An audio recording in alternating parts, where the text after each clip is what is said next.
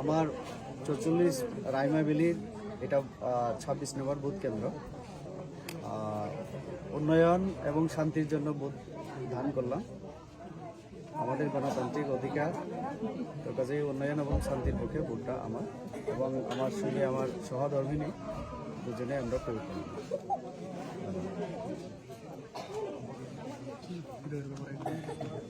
এবার আপনারা কতটুকু আশাবাদী? আমরা দ্বিতীয়বার সরকার করতে চলেছি, আমি একদম কনফার্ম। ত্রিপুরার মানুষ এখন শান্তি এবং উন্নয়ন চায়। 5 বছরে আমরা অনেক কাজ করেছি, তো করোনার সময় 2 বছর কাজ করতে না পারলেও নরেন্দ্র মোদী অন্তত সবাইকে বাঁচিয়ে রেখেছে। দুবেলা রেশনে চাল, গম, বিভিন্ন সামগ্রী দিয়ে এবং ভ্যাকসিন যেটা ডাবল ডোজ দেওয়া হয়েছিল, তারপরে আরও একটা তিনটা ভ্যাকসিনের যে বিনামূল্যে দেওয়া, এটাও বিরাট অ্যাচিভমেন্ট।